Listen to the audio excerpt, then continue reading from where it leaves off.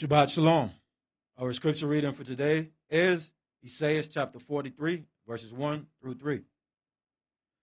Thus said Yahweh that created you, O Jacob, and he that formed you, O Israel, fear not, for I have redeemed you. I have called you by your name. You are mine. When you pass through the waters, I will be with you, and through the rivers, they shall not overflow you. When you walk through the fire, you shall not be burned, neither shall the flame kindle upon you. For I am Yahweh your Elohim, the Holy One of Israel, your Savior. Shabbat Shalom, family. Our selection today, No Trouble at the River.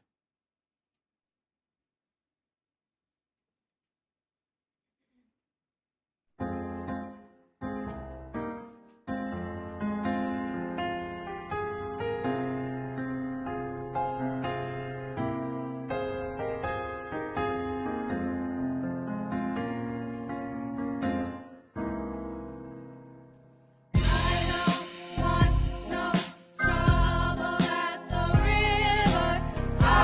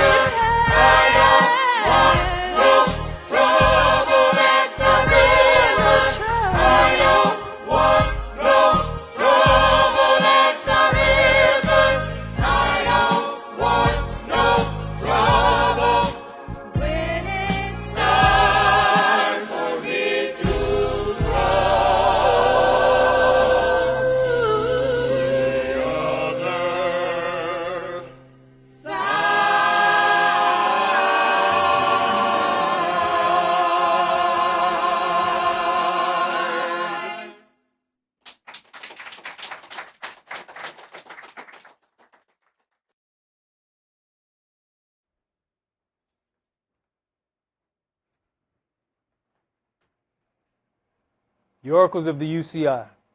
1 Peter chapter 4, verses 7 through 11. But the end of all things is at hand.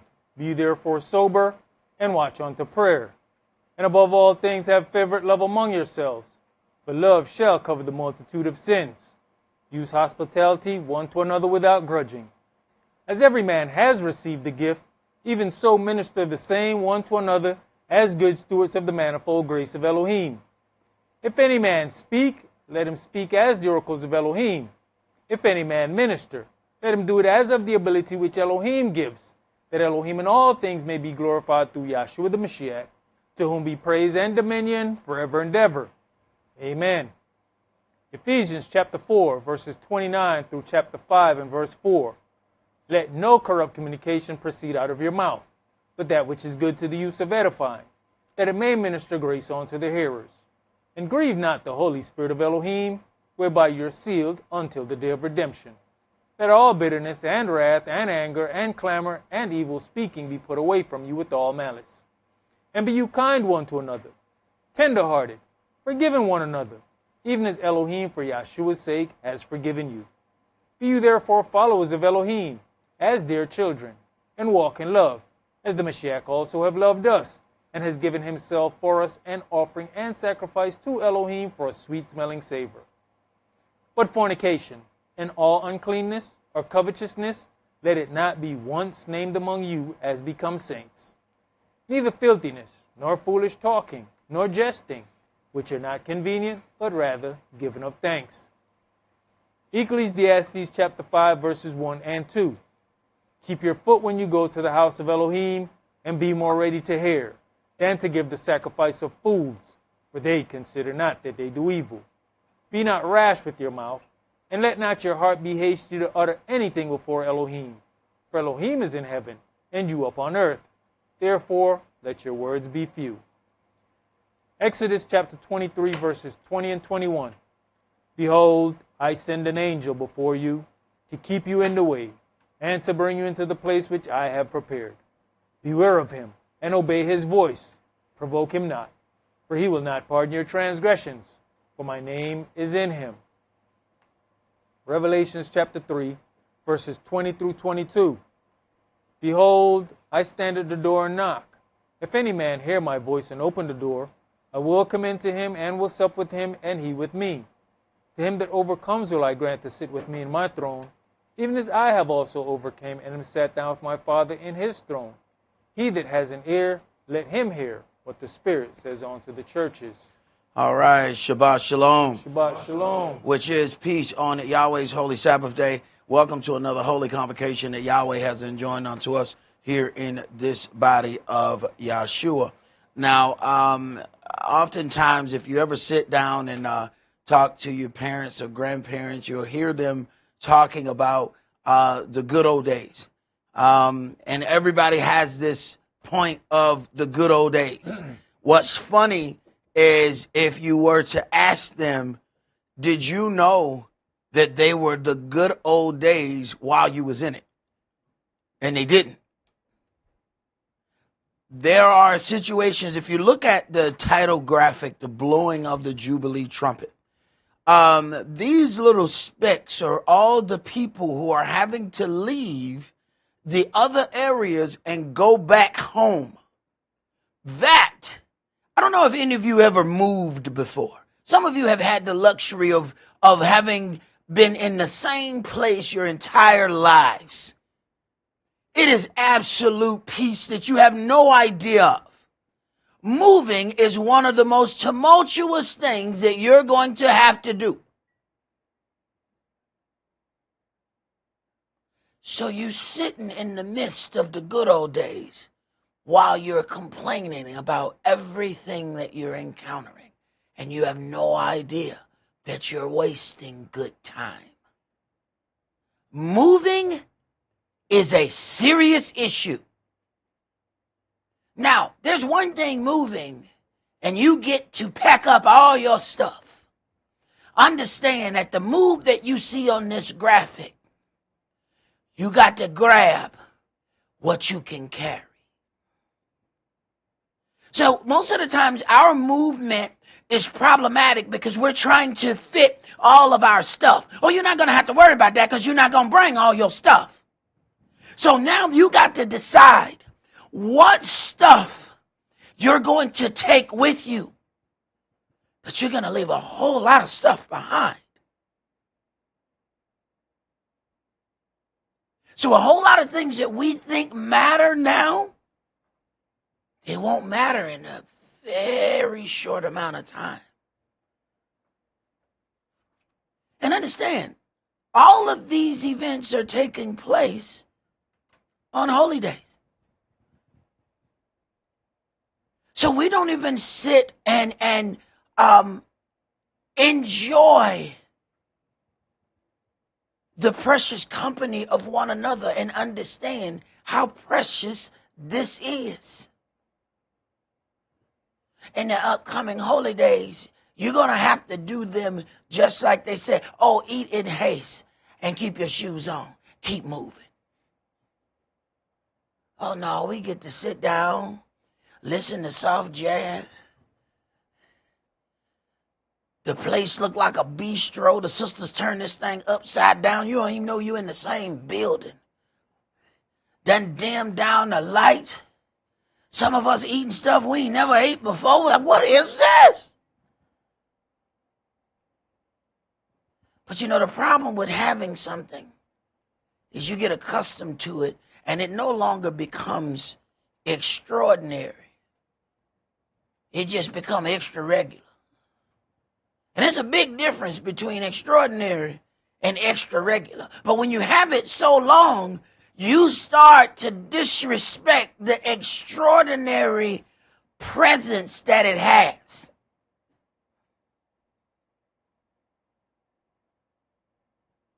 Let us not be wooed into being mistaken when it comes down to Yahweh executing the acts that he has written down for us. Enjoy the holy days and the peace that we have. Because you won't have time to bicker about the little stuff that you're bickering about now. Because there's going to be time to move. You ain't got time to worry about what the neighbor used to do at that fence when you got to go. None of that is going to matter. Now, at the blowing of the Jubilee trumpet, there shall be much movement upon the earth as it causes all to return to his possession, meaning the land of his people. This movement shall be tumultuous yet glorious.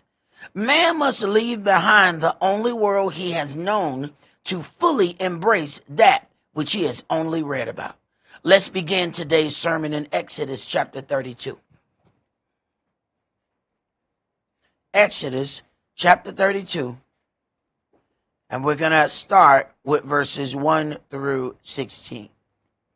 And when the people saw that Moshe delayed to come down out of the mount, the people gathered themselves together unto Aaron, and said unto him, Up, make us gods, which shall go before us. For as for this Moshe, the man that brought us up out of the land of Egypt, we know not what is become of him. And Aaron said unto them, Break off the golden earrings, which are in the ears of your wives, of your sons, and of your daughters, and bring them unto me. Look at how the small amount of time that it takes for Israel to flake. All that talk that we do, all that barking, all that roof. One moon cycle. And we worshiping another God. Go ahead. And all the people brake off the golden earrings which were in their ears, and brought them unto Aaron. And he received them at their hand, and fashioned it with a graving tool, after he had made it a molten calf. And they said, These be your gods, O Israel, which brought you up out of the land of Egypt. And when Aaron saw it, he built an altar before it. And Aaron made proclamation and said, Tomorrow is a feast to Yahweh. And they rose up early on the morrow, and offered burnt offerings, and brought peace offerings. And the people sat down to eat and to drink, and rose up to play. Now you have to understand just how twisted this is. That they built the golden calf and then set up an altar to worship the calf. You understand why Yahweh starts separating us from other nations. You have to understand just how twisted this is. In Israel, the cow is sacrificed on the altar. They built the altar to worship the calf.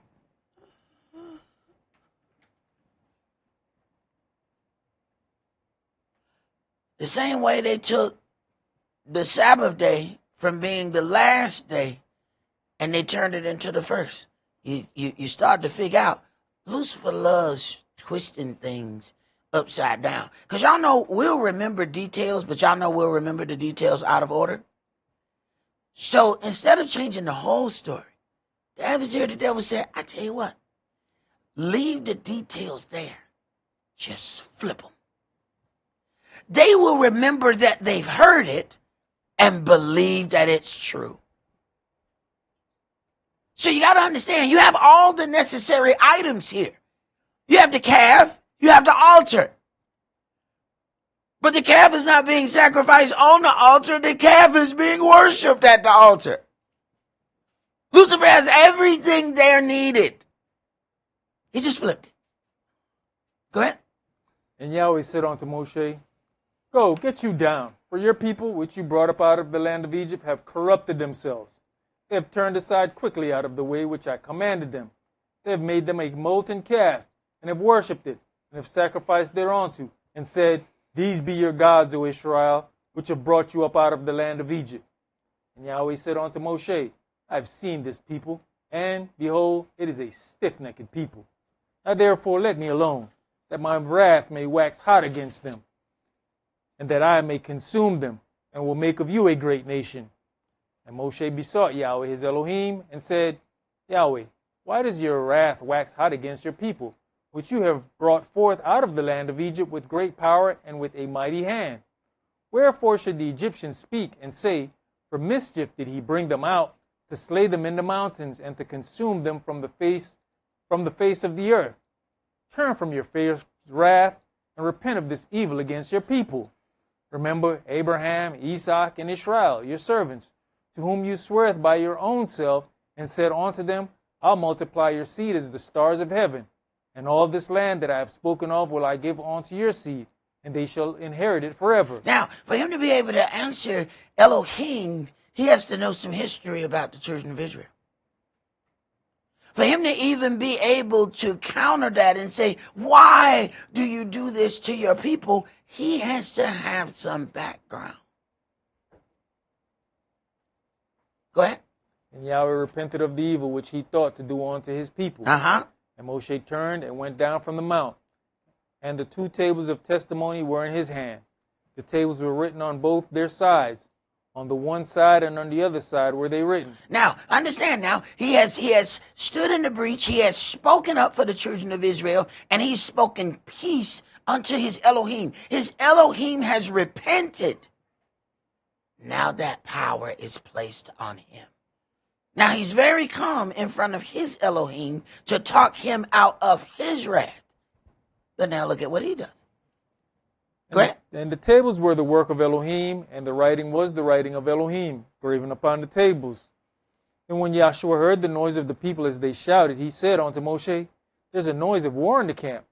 And he said, It is not the voice of them that shout for mastery, neither is it the voice of them that cry for being overcome, but the noise of them that sing do I hear. And it came to pass, as soon as he came near unto the camp, that he saw the calf and the dancing, and Moshe's anger waxed hot. And he cast the tables out of his hands and brake them beneath the mount. Wait a minute. The anger that he asked Yahweh not to have, he now has it. See, when you stand in the breach for something, we think standing in the breach means that we just sit there and we just be quiet and hear all their problems and all that. No. Yahweh, all right, you stood in the breach for him. Now you hold it. You took it off me. Now you got it. Go ahead, go meet your people. And as soon as he saw them, he now has the anger that Yahweh had. The same anger that he asked Yahweh, Yahweh, why are you so angry? Then he saw him. Now he knows how his God feels. Be careful what you're asking. Oh, he'll answer you. Be careful though what you're asking. All right, you gonna stand in the breach? Stand in it. But I'm finna show you I'm finna answer your question without you asking it anymore. You want to know why my anger waxed so hot? Watch this. All right. I've hearkened unto your voice. I will not destroy the people. Now go on down there and meet with them. Holler at me when you get back.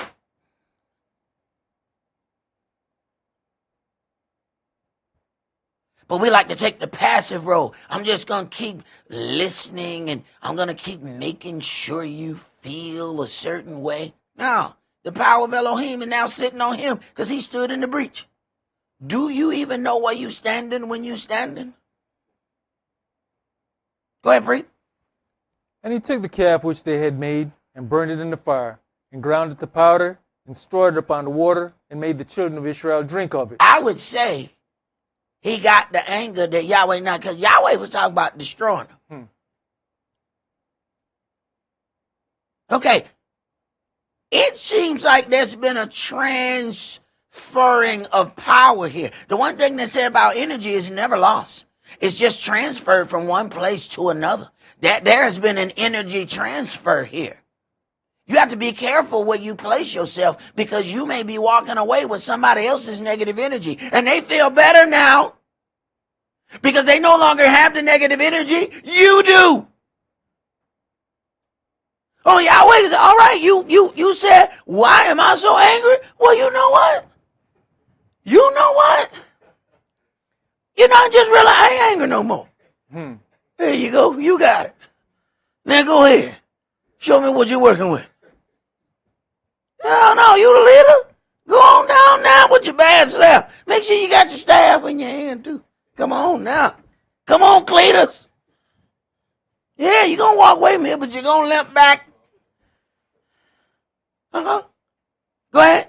You know, Elder, this should be a natural occurrence because, you know, once I vouch for you and I realize that I vouch for you and I'm wrong, What does thou sayest? Right. I done vouch for you to my Elohim. We feel bad when we take somebody to the job. You like, yeah, he's a good worker. He out there drunk in the back. They're like, I thought you told me that this was good work. Okay, first of all, Mr. Bob, I'm sorry. He was always good when I saw him, but I never seen him on Tuesdays. I didn't know Tuesdays was a bad day. I didn't know that until last Tuesday. I didn't know that.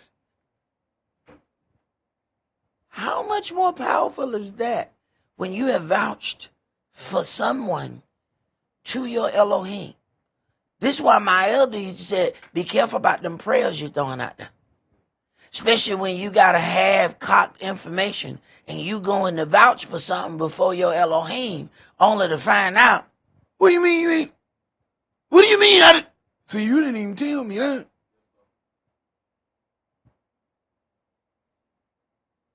And sometimes that can be accidental because, you know, what's interesting to people is only their portion. You have to make diligent inquiry. I don't think people understand that. You are the one being asked to perform. It is your job to make diligent inquiry.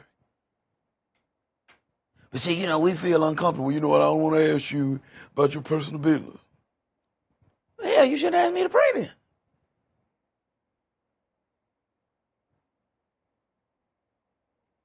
It's the person, I'm supposed to go to my Elohim and vouch for something and on. Well, Yahweh, I want to pray for something. But it's something, but I can't tell you the something. But I want to pray about the something that I can't tell you the something. But it's really something. I can tell you that. Get this fool out my face. Who let this fool in here? How I'm supposed to answer that? Man, get out of here, man. Go get some information and come back to me. Don't come back in here no more. Imagine going to your managers at work and tell them you need something. But it's a something that's got something to do with something. But it's something else. What? Hey, get the hell out of my office. Read, pray. You know, Elder, you brought this up in Bible study, and we got to stop looking at something that's being slick when you find out it's half a story or whatever. No, it's being defrauded. Yeah. Once we start putting that word on there, you defrauded me. You're defrauding the person. And deal with it that way, it should change the context of how you deal.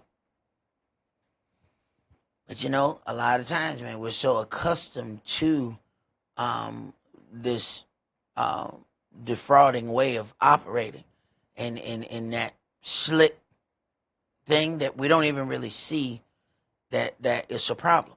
This is one of the things where, you know, you have the balance of truth, and then you have, you know, them greasy knuckles who's standing on the corner.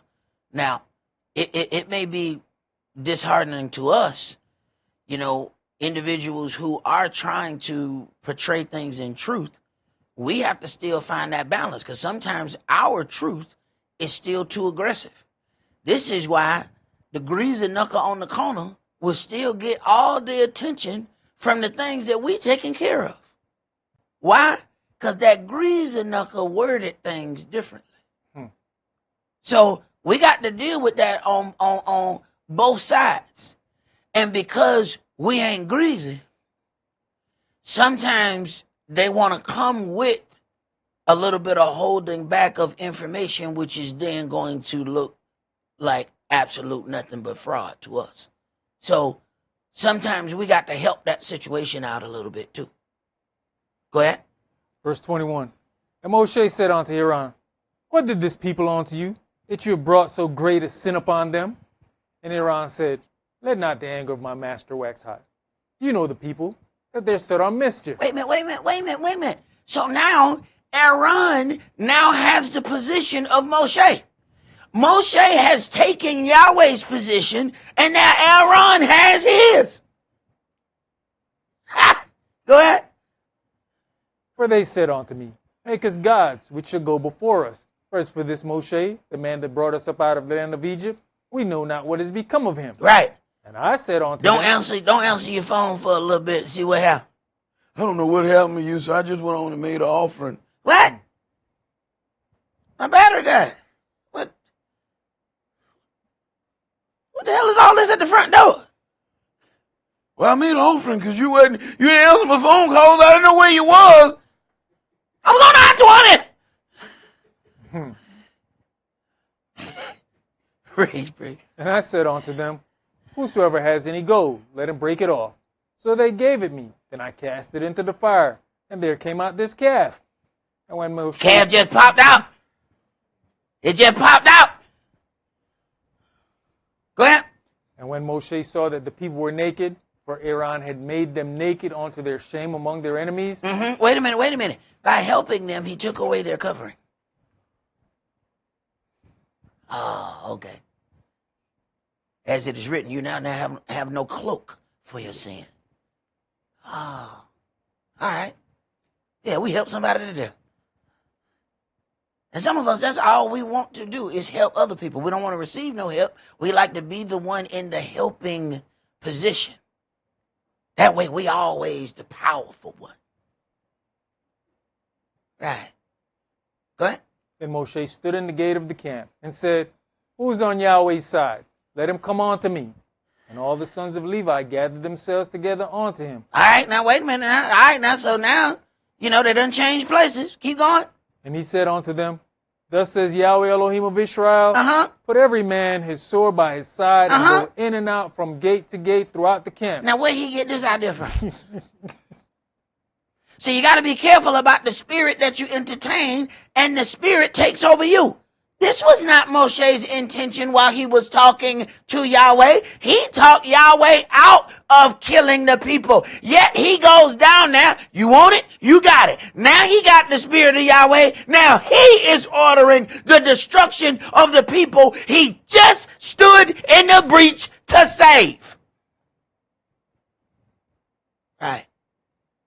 Go ahead. And slay every man his brother, Uh-huh. and every man his companion. And Yahweh, every why man you his so neighbor. angry? I said, Yahweh, why does your anger wax hot against your people, which you brought up out of the land of Egypt? Right. Hey, man, go get your sword. Oh, okay. Yeah. See, when a spirit jumps on you, oh, it takes off. He just felt totally different just a minute ago. But he put himself in a position to stand in the breach. And now what Yahweh does? All right, now I'm going to make you make the sacrifice. Be careful about standing in my shoes, boy.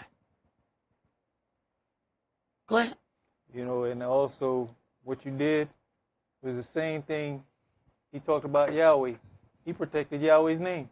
Because he said the Egyptians going to hear that you did it. No, now they're going to hear that you did it. There it is. You want it? So you know that Moshe that said it came and delivered them? You know he went out there and killed them. Yes, he did the same one. He delivered them right to the oven. I tell you, this stuff is getting good. I can't wait till the next chapter come out. Because, this story of Israel is amazing. He saved them just to kill them. Go ahead. And the children of Levi did according to the word of Moshe. And there fell of the people that day about 3,000 men. For Moshe had said, consecrate yourselves today to Yahweh, even every man upon his son and upon his brother, that he may bestow upon you a blessing this day. And it came to pass on the morrow that Moshe said unto the people, you have sinned a great sin, and now I will go up unto Yahweh. Peradventure, I shall make an atonement for your sin. Right. I got to go talk to him, but I done already shed some blood for the sin. Now understand something. We talk about animal sacrifice, and then we talk about eventually this battle of Armageddon where it's going to have to shed the blood of men to make atonement of sin. I don't think we understand. In the beginning, this is men's blood that was shed. They were worshiping the calf. He didn't say, go bring me another cow, a real one, and let's make an atonement for y'all sin. No. He said, go get them men.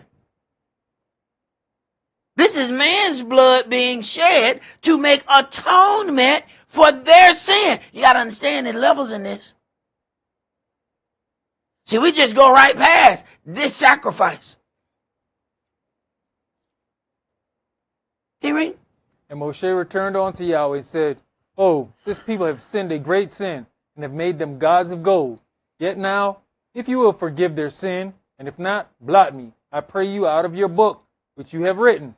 And Yahweh said unto Moshe, whosoever has sinned against me, him will I blot out of my book. Therefore now, go, lead the people unto the place of which I have spoken unto you. Behold, mine angel shall go before you. Nevertheless, in the day when I visit, I'll visit their sin upon them. And Yahweh plagued the people, because they made the calf which Aaron made. All right. He still took care of that business, but Moshe did enough for them all not to be destroyed. Let's go to Leviticus chapter 5. It's amazing how he went to go and speak up for these people. And then Yahweh gave him the spirit so he could feel what he was feeling. Be careful when you're standing in the midst of an altercation. That spirit can go either way.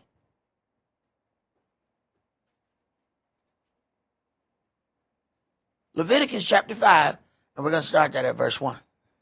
And if a soul sin and hear the voice of swearing, and is a witness, whether he has sinned or known of it, if he do not utter it, then he shall bear his lawlessness. Well, you know what? No, I ain't gonna be no snitch. Cause I ain't gonna be no snitch. Anybody gonna call me no snitch? I ain't snitch. Now, I want you to back up Right here. Because sometimes you can read something and, you know, you just go past the words. So I want you to slow up a little bit. I want you to read that again. All right? And if a soul sin Okay? and hear the voice of swearing All right, he heard it. and is a witness, All right, he know it how. whether he has seen or known Wait of a it, minute. Seen or known. So it has come to him one way or another. Go ahead. if he do not utter it, All right, pause for a second. If he doesn't utter it, the one who heard it. Go ahead. Read. then he shall bear his lawlessness. Wait a minute, pause. Who's bearing whose lawlessness? You know, Yahweh is poetic when he starts dealing with things. And you may take something one way, and Yahweh may mean it in 3 different directions. Who's going to be bearing whose lawlessness? The individual already got to bear his lawlessness for what he has done. But when you heard it and didn't utter it, guess what? Now you are bearing the lawlessness of what somebody else did. Congratulations. I hope you feel good.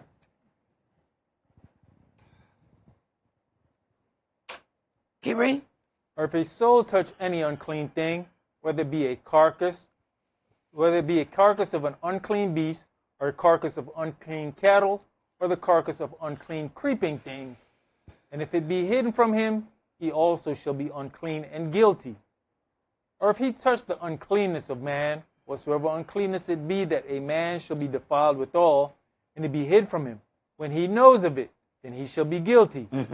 Or if a soul swear, pronouncing with his lips to do evil, or to do good, whatsoever it be that a man shall pronounce with an oath, and it be hid from him, when he knows of it, then he shall be guilty in one of these. And we'll just utter something out of our mouth just because how we feeling that day. We'll throw all the blessings that Yahweh has given us out the window. We don't really understand that we're telling him that his blessings ain't worth nothing, all because of how we feel that day. You know, woe is me. Why would God even keep me alive to do such? Oh, okay, so he didn't know what he was doing.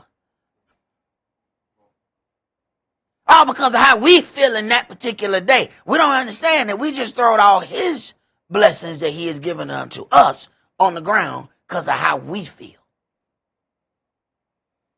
Go ahead. And it shall be, when he shall be guilty in one of these things, that he shall confess that he has sinned in that thing. Even when we hear our own words, it's still hard for us to confess because we're going to try to make a reason why we didn't do it. No. So I'm going to tell you where it happened was. 75% of lies start out right there. Where it happened was. Oh, okay. So it wasn't what I saw and it wasn't what I heard. It was something else.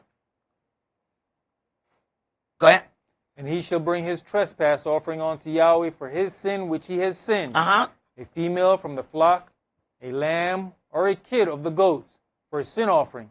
And the priest shall make an atonement for him concerning his sin. All right, now, the steps. Verse 5. And it shall be when he shall be guilty in one of these that he shall confess that he has sinned in that thing. Verse 6. And he shall bring his trespass offering. You know, you never bring the trespass offering if you're still arguing that you didn't do it. Which means you never get atonement.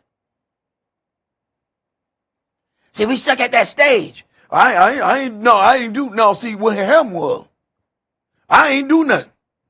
All right. So we stuck at the I ain't do nothing stage, which means that we never get to atonement stage.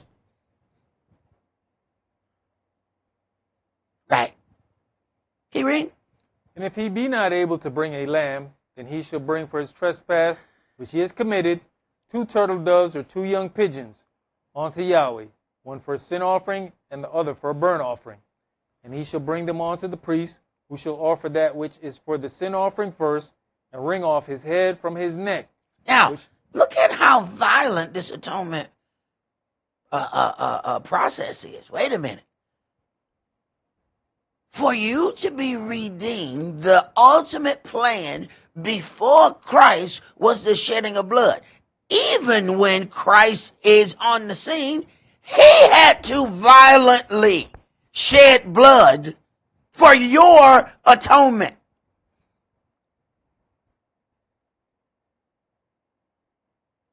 But we don't think we supposed to go through that. We don't think we supposed to have no hardships. We think every day should be sunshine, and the sun should shine. Start in our bedroom. Start in my room first. What? They say the sun rise in the east and set in the west. We'll be on the west side. We still want the sun coming on to us first.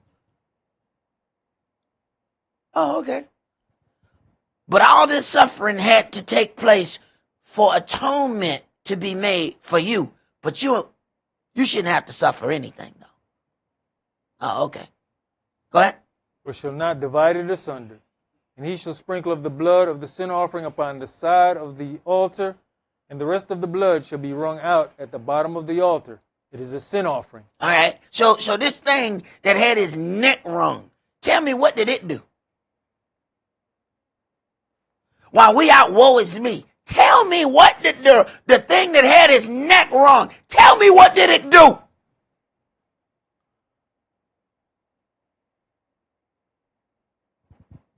Go ahead, Bray. And he shall offer the second for a burnt offering according to the manner of the priest, shall make an atonement for him for his sin which he has sinned, and it shall be forgiven him. But if he be not able to bring 2 turtle doves or 2 young pigeons, then he that sinned shall bring for his offering the 10th part of an ephah of fine flour for a sin offering. He shall put no oil upon it, neither shall he put any frankincense thereon, for it is a sin offering. Then you know what, bro? Y'all know, if I guess, I'm first one to come up here a lot. You should come up here and look around and see how many turtle doves and pigeons be around this building. It is one of the strangest things I've ever seen. And they'll just be lying all around the property. They leave when I pull up. They'll be lined up all on the fence. I have no idea what that is. The other day I pulled up, they was all on the ground. Go ahead. Then shall he bring it to the priest, and the priest shall take his handful of it, even the memorial thereof, and burn it on the altar. According to the offerings made by fire unto Yahweh, it is a sin offering. And the priest shall make an atonement for him as touching his sin, that he has sinned in one of these, and it shall be forgiven him. And the remnant shall be the priest as a meat offering. And Yahweh spake unto Moshe, saying, If a soul commit a trespass and sin through ignorance in the holy things of Yahweh, then he shall bring for his trespass unto Yahweh a ram without blemish out of the flocks, with your estimation by shekels of silver, after the shekel of the sanctuary, for a trespass offering. Mm-hmm. And he shall make amends for the harm that he has done in the holy thing. He shall make amends for the harm that he has done in the holy thing. Go ahead. And shall add the 5th part thereto, and give it unto the priest. And the priest shall make an atonement for him with the ram of the trespass offering, and it shall be forgiven him. Wait a minute. So he shall make amends for the harm that he has done in the holy thing, and shall add the 5th part thereto. So you can't just take something and then give it back and say, all right, we even. Good. And if a soul sin and commit any of these things which are forbidden to be done by the commandments of Yahweh, though he knew it not, yet is he guilty, and shall bear his lawlessness. And he shall bring a ram without blemish out of the flock, with your estimation for a trespass offering unto the priest. Right. Yahshua was a ram without blemish out of the flock.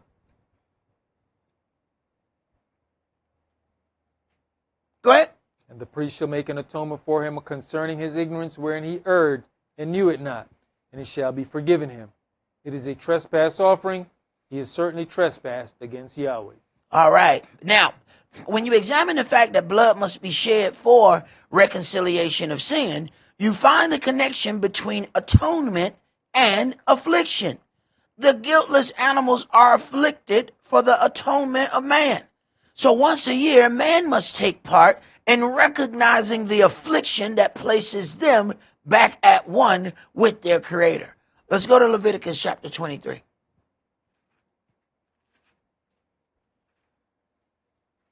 And look at Yahweh. He didn't say you need to be afflicted all the time. He said, I'm going to give you one time. I need for you to be afflicted. Everything else has been afflicted all year for you. But we go through any kind of affliction, and we are. You know what? I just don't know. You know what? I'm rethinking this whole thing. Maybe I shouldn't even gotten the word. You know, because things went well for me when I was a heathen. I used to pop, lock it, and drop it down at that Club XS. Life was good. Satan didn't bother you because you was on his team. Please don't mistake that for peace. He has no reason to attack that which is his. Please don't get that twisted. Leviticus 23, and let's start at verse 23. And Yahweh spake unto Moshe, saying, Speak unto the children of Israel, saying, It is the 7th month. In the first day of the month shall you have a Shabbat, a memorial of blowing of trumpets and holy convocation. So the beginning of this holy month, the Feast of Trumpets. Go ahead. You shall do no servile work therein, but you shall offer an offering made by fire unto Yahweh. And Yahweh spake unto Moshe, saying, Also on the 10th day of this 7th month there shall be a day of atonement. All right. Now on this same holy month that began with the Sabbath, this is how you know the month was special. The month begins with the Sabbath. I don't care what day it starts on, it begins with the Sabbath. Go ahead. It shall be a holy convocation unto you, and you shall afflict your souls, and offer an offering made by fire unto Yahweh. All right, here is the affliction that Yahweh wants us to have or take part in on the Day of Atonement in the 7th month. Go ahead.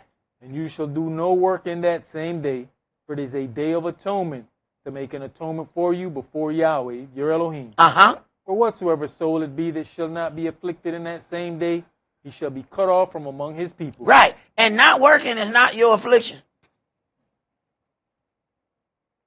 We're supposed to not work every Sabbath, but we're not afflicted every Sabbath. Go ahead. Whatsoever soul it be that does any work in that same day, the same soul will I destroy from among his people. You shall do no manner of work. It shall be a statute forever throughout your generations in all your dwellings. In other words, you need to sit still. There go our affliction right now. Go tell one of them children. Go sit still in that chair right there and don't move. Watch what happens.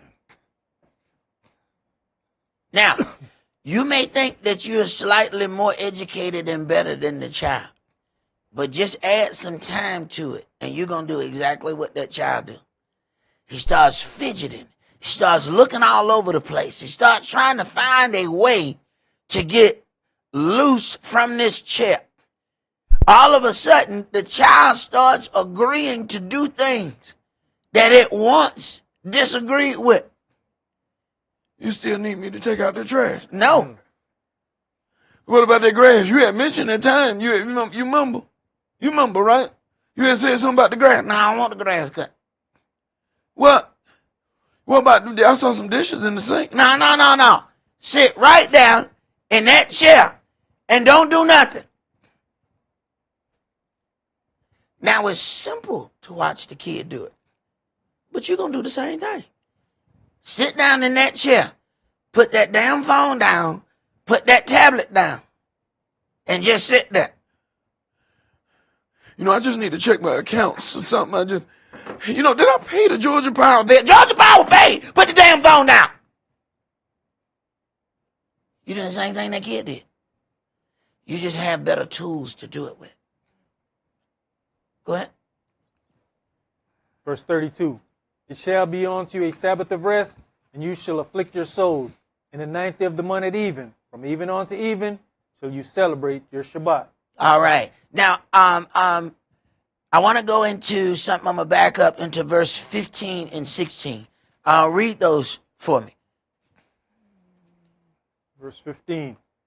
And you shall count unto you from the morrow after the Shabbat, from the day that you brought the sheaf of the wave offering, 7 Shabbats shall be complete. Even unto the morrow after the 7th Shabbat shall you number 50 days, and you shall offer a new meat offering unto Yahweh. All right. So we have 50 days. Now let's go into Leviticus 25 and see Yahweh multiply that on a bigger scale. And understand now, all of this is taking place on the Day of Atonement. Let's not lose focus. We're going over some things, but understand when they take place so we can put a whole picture together. Leviticus 25, and we're going to read verses 8 through 34. And you shall number 7 Shabbats of years unto you, 7 times 7 years. And the space of 7 Shabbats of years shall be unto you 49 years. All right, so we have now a yearly representation of what was there daily. We went from 50 days to 50 years. Go ahead. And you shall cause the trumpet of the Jubilee to sound on the earth on the 10th day, of the 7th month. Wait a minute.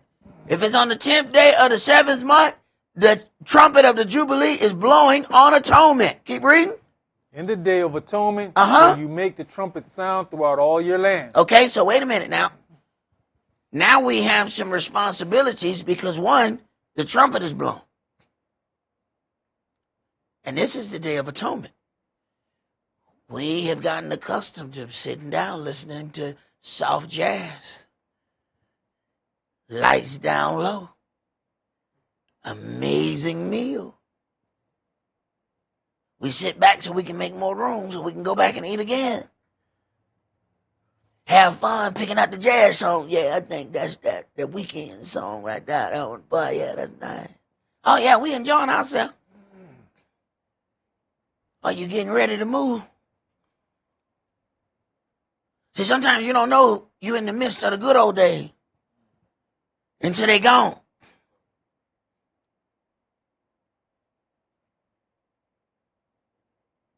We're enjoying our little feast gatherings. Okay? Go ahead. And you shall hallow the 50th year, and proclaim liberty throughout all the land unto all the inhabitants thereof. It shall be a jubilee unto you, and you shall return every man unto his possession, and you shall return every man unto his family. Wait a minute. On the Jubilee, everybody got to go back to their house. Everybody has to go back to their land. Wait a minute, this is a little different than sitting down listening to jazz. Now the people moving. Now there's movement happening. Go ahead. The Jubilee shall that 50th year be unto you. You shall not sow, neither reap that which grows of itself in it, nor gather the grapes in it of your vine undressed. For it is the Jubilee. It shall be holy unto you. You shall eat the increase thereof out of the field. In the year of this Jubilee, you shall return every man unto his possession. And if you sell aught unto your neighbor, or buy aught of your neighbor's hand, you shall not oppress one another. According to the number of years after the Jubilee, you shall buy of your neighbor, and according unto the number of years of the fruits, he shall sell unto you.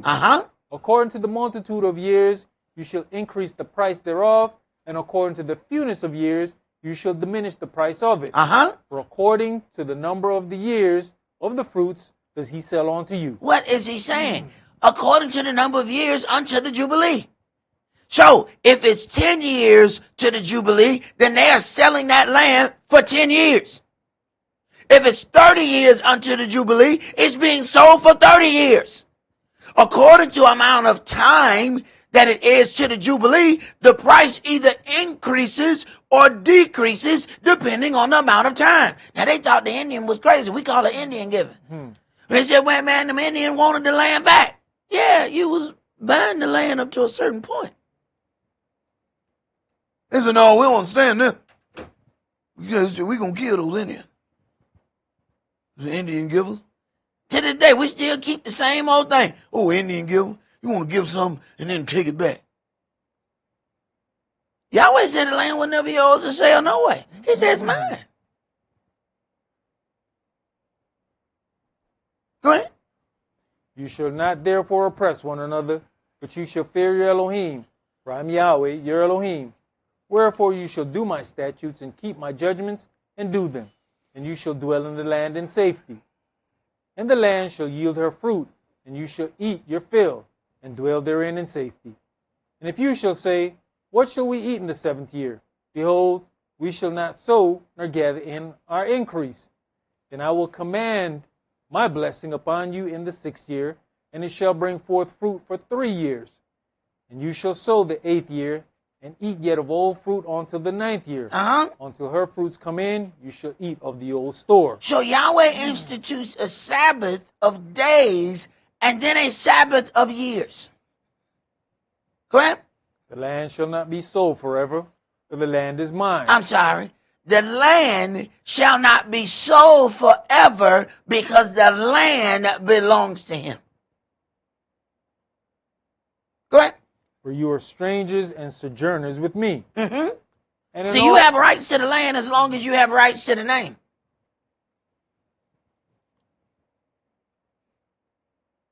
Don't walk in the covenant, you lost your rights. Correct? And in all the land of your possession, you shall grant a redemption for the land. If your brother be waxen poor, and has sold away some of his possession, and if any of his kin come to redeem it, then shall he redeem that which his brother sold. And if the man have none to redeem it, and himself be able to redeem it, then let him count the years of the sale thereof, and restore the overplus unto the man to whom he sold it, that he may return unto his possession. The whole system is made so that he can return back to his family land. It is all designed that he should not lose his family land. Now, think about the wicked king that wanted the man's vineyard so that he can, expand his house. He said, it's wickedness that I should sell my family land. Okay, go ahead. But if he be not able to restore it to him, then that which is sold shall remain in the hand of him that has bought it until the year of Jubilee. And in the Jubilee it shall go out, and he shall return unto his possession. Because in the Day of Atonement, when it's time, he shall be able to return to his possession no matter what. Whatever deal was made, that deal has now ended. He gets his land back. I hope you understand the whole process that Yahweh is building up to, right? All right? So he has this on various levels. So when we talk about the children of Israel as a whole, what do you think he's setting up? It's still going according to the holy days. We end up keeping holy days and don't even understand that you're keeping the very part of your redemption plan. So when the people deny it, understand what they're doing. They're denying their own redemption, and they don't even have a clue. Go ahead. Elder, there's something also to take in consideration as we're looking at this, right? You're selling a piece of land. We talked about what's his name wanting the vineyard. If he sold it and he put whatever he put on the land, and the year of Jubilee, when it go back, you going to be mad because you put that on the land? You can't remove that. Right. And then, hence we think about what it says. We'll inherit houses that we didn't build. Right. In the Jubilee, whatever you done put on that property belongs to me. You got it. You got it. See, it's hard for us to understand that. You start talking to those people that had those mobile homes, and I started hearing the game that was in that. There are people who own their little trailer, but they don't own the land that the trailer's sitting on. And boy, you talking about some happenings that happened with that. It ended up being so tumultuous that the people who own the trailer can't afford to move the trailer, so they just move out the trailer. Now the people who own the land now own the land and the trailer because the other people left. Go ahead. Verse 29.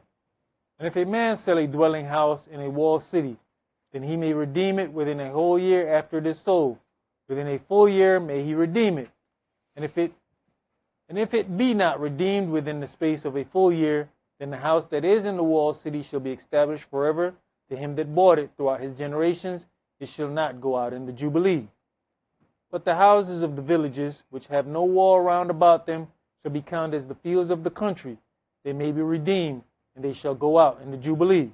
Notwithstanding, the cities of the Levites and the houses of the cities of their possession may the Levites redeem at any time. Different set of rules covering the Levites. Go ahead. And if a man purchase of the Levites, then the house that was sold and the city of his possession should go out in the year of Jubilee. For the houses of the cities of the Levites are their possession among the children of Israel. But the field of the suburbs of their cities may not be sold, for it is their perpetual possession. All right. Now let's go to Jeremiah chapter 50. So we have seen what Yahweh has established for the children of Israel as far as order. We have this 50 of days, we have the 50 of years, and then we have these events that are taking place on the atonement. Elder, we read about, they got a whole year that they can redeem it, right? And I think you was talking about one of your family members who lost the house because they bought the taxes. Didn't them people avoid being found because there was a space of time and could have still been gotten back? So that still applies even to this governmental system. Yep, but most of the time we lose our year because we don't want to tell the other family member we done mucked up. The other folk would have gave them the money. See, but we will turn around and try to fight something for embarrassment. We end up doing all these other things when all they had to do was call a family meeting. Look, I done messed up, and I'm $2,500 in the hole, or they gonna take granddad's house.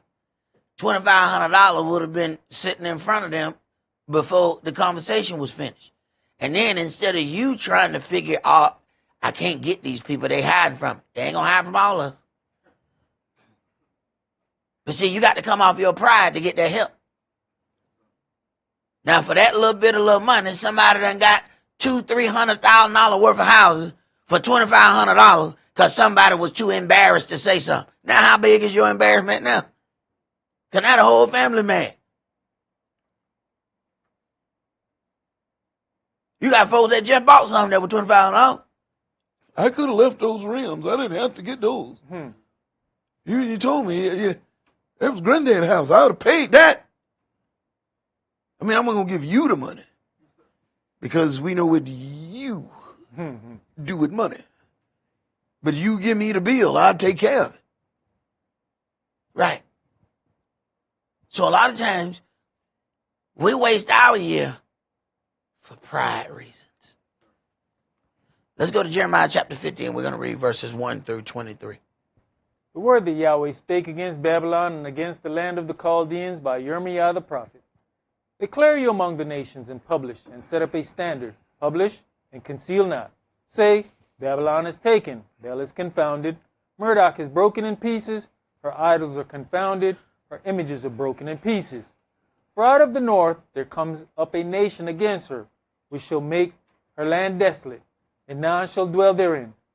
They shall remove, they shall depart, both man and beast. Now, I seen one of the brothers that posted something about they're attacking the black men with beards in the military. And I remember, they had to get special waivers because we are the only people who get hair bumps. Like nobody else on earth get hair bumps from cutting their beard. Then you go back to the law. Yahweh said, you shall not cut the corners of your beard.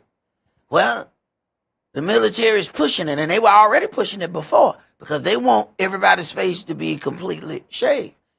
And it is said in that post that they are attacking that, saying that they're going to stop giving those waivers and then start pushing those black people out of the military. Now, whoever's passing these laws, whether they know it or not, they are weakening this country. Almost as if they're weakening it for a eventual battle and to make sure that it falls. Who gets into more conflict but reduces the amount of soldiers they have? Who does that? You ain't everybody yard. Yeah, and you better get that back. Now but you gonna cut down the soldiers?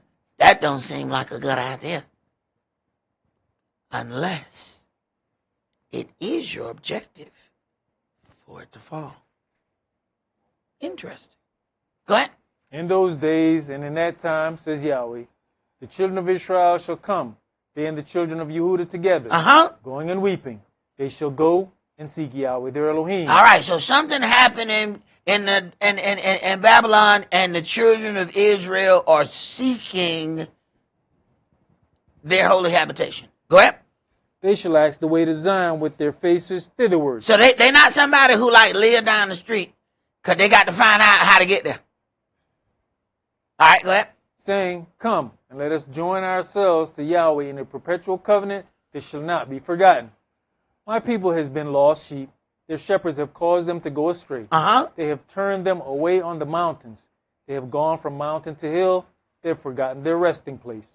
All that found them have devoured them, and their adversaries said, we offend not, because they have sinned against Yahweh, the habitation of justice, even Yahweh, the hope of their fathers. Right. So they believe that they have not done any harm to Yahweh because, hey, God is angry with them people anyway. Go ahead. Remove out of the midst of Babylon and go forth out of the land of the Chaldeans and be as the he-goats before the flock. Now, this verse has gotten a lot of our people in trouble because we think about this he-goats before the flock. The one thing the he-goats must figure out, when is it time to move? You don't just move because you got legs. Go ahead. For lo, I will raise and cause up to come up against Babylon an assembly of great nations from the north country. I understand now. They're talking about now, Russian drones just been flying over Europe. They starting to feel like, okay, what are y'all doing gathering information? Russia has stated the West won't be able to just go to war anymore and sit comfortably across those waters. What was he saying? In every conflict that has ever been had, you know, not one missile has hit this place. The only way this place knows war is on television. And, you know, that makes you real bold with warlike statements because your bridges were not knocked down. Your buildings have not been knocked down. You have never had to endure any of that. The closest we get is hurricanes, where all the power and the water is gone.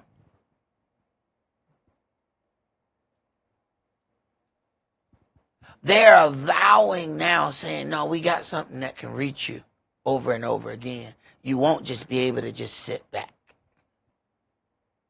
Go ahead. And they shall set themselves in array against her. From thence she shall be taken. Their arrows shall be as of a mighty expert man. None shall return in vain. And Chaldea shall be a spoil. All that spoil her shall be satisfied, says Yahweh. Because you were glad, because you rejoiced, O you destroyers of mine heritage. Wait a minute. Whoever this Babylon that he's talking about happens to be the same people who have held his people. So then all we have to do is look over the earth and see who has held a group of people captive, but yet has risen to the top of the whole earth. Well, we ain't got many choices to choose from. It's pretty easy to draw and connect those dots. Go ahead. Because you're grown fat as the heifer grass. And bellow as bulls. All right. So he's saying this nation has grown. Whoever this nation is, who has in possession his people. Whoever this nation is, the whole earth afraid of them. And they got riches. They just print money out of thin air. They just make money. They just say, money, money, money, money, money. And it appears. The money of this place is not backed on gold. When they want it, they just make more of it. Go ahead. Your mother shall be sore confounded. Wait a minute, she has a mother, so whoever that country is, they came out of another country. Huh, that's interesting. This president just visited another country from which this country came out of. That's interesting. Go ahead. He that bear you shall be ashamed. Wait a minute. If she that bear you is being ashamed, is she part of making sure you fall? Because she rises to great power if her disobedient daughter is moved out of the way. Go ahead. You know, Elder, with that said, you know, they just had the UN meetings. And some of them countries are talking about she needs to lose her veto power. So it's interesting to know that they can decide on something and she can stand on and say, I veto it, and it goes out the door. Yep. She's the only one that can do that. Yep. She that bear you shall be ashamed. Behold, the hindermost of the nations shall be a wilderness, a dry land, and a desert. Because of the wrath of Yahweh it shall not be inhabited, but it shall be wholly desolate. Everyone that goes by America shall be astonished and hiss at all her plagues. Mm-hmm. Put yourselves in array against Babylon round about.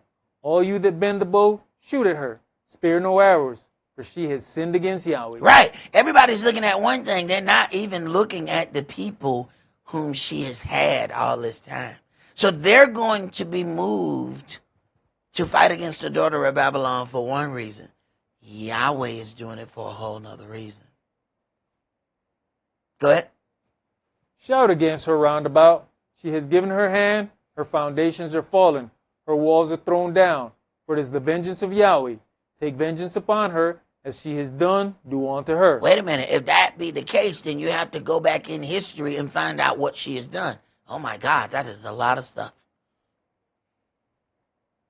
That is a lot of stuff. Go ahead. Cut off the sower from America, and him that handles the sickle in the time of harvest. For fear of the oppressing sword, they shall turn every one to his people, and they shall flee every one to his own land. Wait a minute. Now, the same movement that we spoke of before, wait a minute, is something that happens that makes every man go to his possession. It is the trumpet of the Jubilee. When it is blown, everyone goes back to their own land.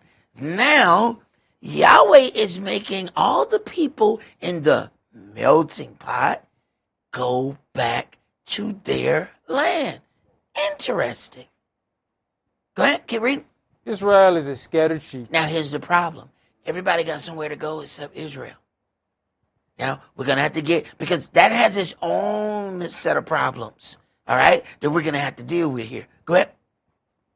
First, the king of Assyria has devoured him, and last, this Nebuchadnezzar, king of America, has broken his bones.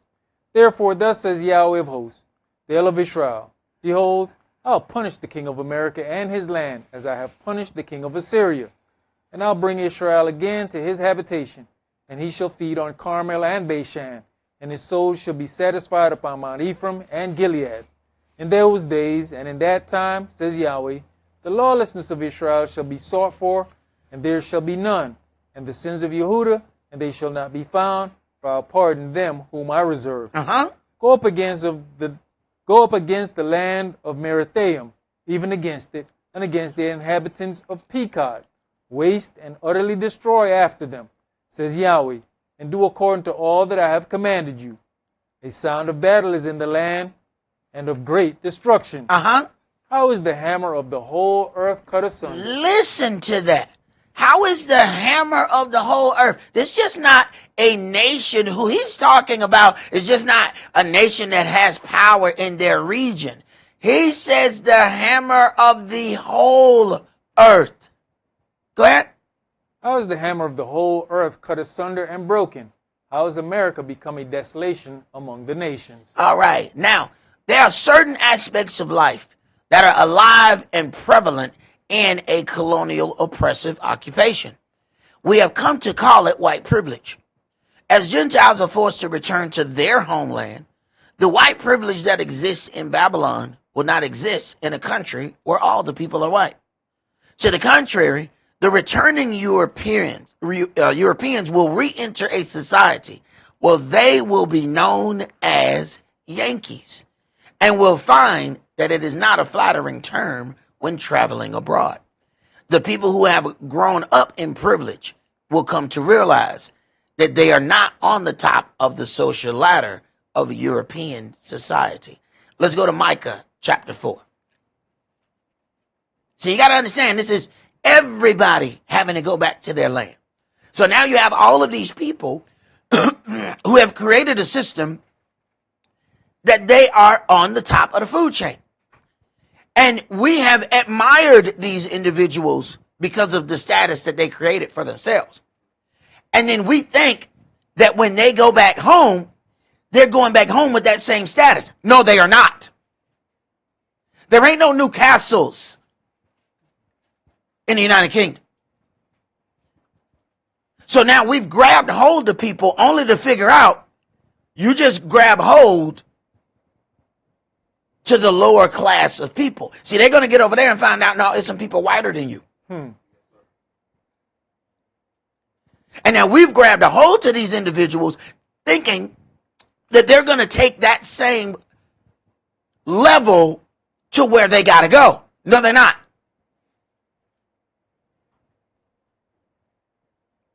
Now that puts us in a precarious situation. What actually have you grabbed a hold to? Go ahead, brother. Micah chapter 4, and let's start at verse 1. You know, Elder, we know that in time comes, Yahweh will reveal to us what tribes we belong to. And we know they keep it with their crest. And when they go back to Europe, they're going to have to go through the same thing. No, you belong to them people over there. Exactly. They call them clans. No, you belong to that clan over there. You belong to that clan over there. I don't care who you marry. Right. Now, what is that going to mean for us when we have joined unto them? First of all, we have to wonder if they even going to let us in. But we're going to get to that in a minute. Micah chapter 4, let's start that at verse 1. But in the last days it shall come to pass that the mountain of the house of Yahweh shall be established in the top of the mountains, and it shall be exalted above the hills, and people shall flow on to it. And many nations shall come and say, Come, and let us go up to the mountain of Yahweh, and to the house of the Elohim of Jacob, and he will teach us of his ways. Now understand, now all of these things happen in levels. All of these nations are going to come, but remember, there has to be order first. Yahweh doesn't just let everybody come in his building process. See, there are certain situations where people may want to gather and do something, and Yahweh says, no, not until we finish building. Then they can come. Sometimes there's only certain hands he wants in his building process. Go ahead. And we will walk in his paths, for the law shall go forth of Zion, and the word of Yahweh from Jerusalem. And he shall judge among many people, and rebuke strong nations afar off. And they shall beat their swords into plowshares, and their spears into pruning hooks. Nation shall not lift up a sword against nation, neither shall they learn war any more. But they shall sit every man under his vine and under his fig tree. If he's under his vine and his fig tree, he is back at his land, the possession of his people. Okay, everybody got somewhere to go, except us. Go ahead. And none shall make them afraid, for the mouth of Yahweh of hosts has spoken it. For all people will walk every one in the name of his God, and we will walk in the name of Yahweh, our Elohim, forever and ever. Y'all go and serve y'all God over there. Go ahead. We're not stopping you. But I'm going to tell you what's going to happen here. Go ahead. In that day, says Yahweh, will I assemble her that halts, and I will gather her that is driven out, and her that I have afflicted. And I'll make her that halted a remnant, and her that was cast far off a strong nation. And Yahweh will reign over them in Mount Zion from henceforth even forever. And you, O tower of the flock, the stronghold of the daughter of Zion, unto you shall it come, even the first dominion. The kingdom shall come to the daughter of Jerusalem. Now, why does you cry out aloud? Is there no king in you? Is your counselor perished? For pangs have taken you as a woman in travail. Be in pain, and labor to bring forth, O daughter of Zion, like a woman in travail. For now shall you go forth out of the city, and you shall dwell in the field, and you shall go even to Babylon. There shall you be delivered. There Yahweh shall redeem you from the hand of your enemies. Wait a minute. Yahweh going to redeem you from Babylon? Go ahead. Now also many nations are gathered against you that say, let her be defiled, and let your eye look upon Zion. Uh-huh. But they know not the thoughts of Yahweh, neither understand they his counsel. For he shall gather them as the sheaves in the floor. Right. The nations are being gathered, but they don't really understand what they're being gathered for. Oh, they're having great meetings right now over the land of Israel. They don't really know what they're meeting about. Go ahead. Arise and thresh, O daughter of Zion, for I'll make your horn iron, and I will make your hoofs brass, and you shall beat in pieces many people, and I'll consecrate their gain unto Yahweh, and their substance unto the Adonai of the whole earth. All right. Now, it is the desire of the wicked to merge everything together.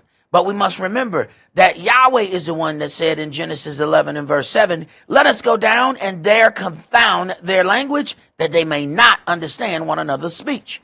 So Yahweh separated the nations and specifically wanted them apart from Israel. We must also note that multiple European and African countries have altered their immigration policies after the immigration policies of America have angered the world. Places where Americans once were openly welcomed are now changing their policies to mimic that of America, but in the benefit of their own citizens. Let's go to Zechariah chapter 12. See, the landscape is changing right before our eyes, but we're still thinking along the lines of what we've been accustomed to. I tell people it's a dangerous time to go outside the country. You know, I want to go on vacation. I'm going to go to a nice little villa. You might end up living there. You might be on a staycation. You might go and can't come back. You better think long and hard.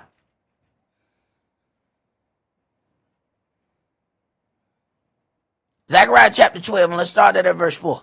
In that day, says Yahweh, I'll smite every horse with astonishment, and his rider with madness. And I'll open mine eyes upon the house of Yehudah, and will smite every horse of the people with blindness. And the governors of Yehudah shall say in their heart, the inhabitants of Jerusalem shall be my strength in Yahweh of hosts, their Elohim. In that day will I make the governors of Yehudah like an hearth of fire among the wood, and like a torch of fire in a sheaf. And they shall devour all the people round about, on the right hand and on the left. And Jerusalem shall be inhabited again in her own place, even in Jerusalem. Yahweh also shall save the tents of Yehudah first. Wait a minute, he has order. So when you read the things where it says all of these nations are going to come up, don't think that these nations are going to come up as he's dealing with Israel. Remember, it says to the Jew first, then to the Gentile. Even within dealing with that, he's even dealing with that in order with his own people. Go ahead. That the glory of the house of David and the glory of the inhabitants of Jerusalem do not magnify themselves against Yehudah. So, the house of David is so strong, if he saved them first, they're going to overshadow the house of Yehudah.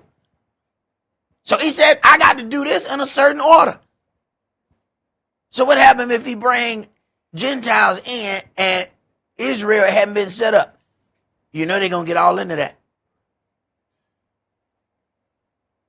But what did he do when he did the word? He said, go not unto any way of the Samaritans or to the Gentiles, but go only to the lost sheep of the house of Israel. After he established Israel, then he said, now go to the Gentiles. Go ahead. In that day shall Yahweh defend the inhabitants of Jerusalem, and he that is feeble among them at that day shall be as David. And the house of David shall be as Elohim, as the angel of Yahweh before them. And it shall come to pass in that day that I will seek to destroy all the nations that come against Jerusalem. And I'll pour upon the house of David and upon the inhabitants of Jerusalem the spirit of grace and of supplications.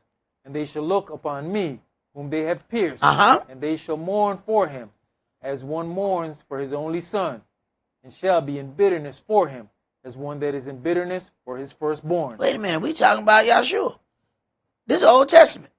How do we have Old Testament people, or even people who say that they are the people in the land, but don't understand the Mashiach? What Old Testament you reading? Oh, and believe you me, they do have their own Old Testament.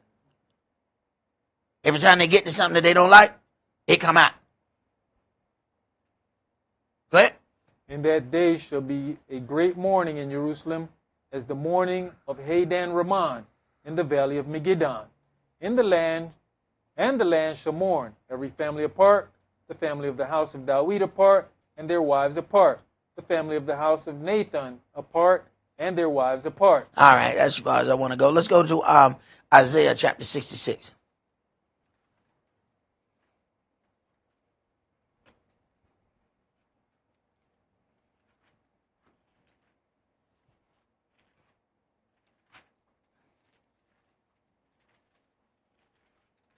See, we have to think about all of the events that are going to take place as this Jubilee trumpet blows and all of these people are having to relocate. Because there's some aspects about relocation that we have not talked about. Ain't that worse than trying to move somebody and they ain't got none of the objects for relocation? They say, hey, man, you help me move? Yeah, bro, you got a truck? I feel you can help me move. He's like, all right, bro, I got a truck. I'm going to help you move. And you get to the house, and the house look like they still living in it up to right now. Hey, bro, hold on for a second. You say you moving. When you move? We're moving today. Bro, ain't no boxes. Bro, everything's still up. Bro, the stove still got smoke coming from it. Bro, you just got through eating. Bro, I'm putting hot stuff in the box. Bro, come on, man. Where your box? Well, I got some trash bag. Man, come on, bro. Come on, bro. Okay. All right. Isaiah 66, let's start at verse 15. For behold, Yahweh will come with fire, and with his chariots like a whirlwind, to render his anger with fury, and his rebuke with flames of fire. For by fire and by his sword will Yahweh plead with all flesh, and the slain of Yahweh shall be many.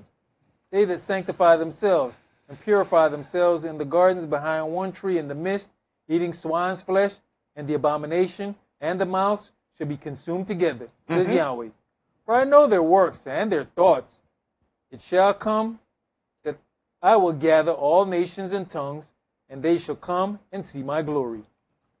And I'll set a sign among them, and I'll send those that escape of them unto the nations, to Spain, Pul, and Lud, that draw the bow, to Tubal and Yavan, to the isles afar off, that have not heard my fame, neither have seen my glory. And they shall declare my glory among the Gentiles.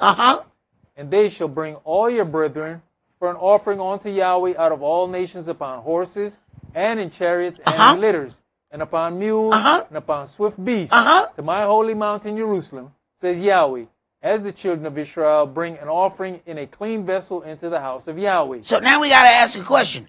You know, we have gotten to a point where we have latched on to other nations, but the other nations going to be delivering our people. Say, oh, no, we found out you a Jew. You got to go that way. No, gather all them up. We having too many issues over here. We need to give back the children of Israel. This is where things start to get interesting. Now, at some point, true Israel out of all nations will be forced to return to their ancestral homeland. But there are some of Israel that have gotten more power and influence by aligning with other nations. This will become an issue, as the nations that they have aligned themselves with may not allow Israel to gain entry into their country. Let's go to Ezra chapter 10, because we have some history that we're going to have to deal with. And a lot of times it's some uncomfortable history, but we have an event coming up that we need to consider. So Ezra chapter 10, let's start that at verse 1.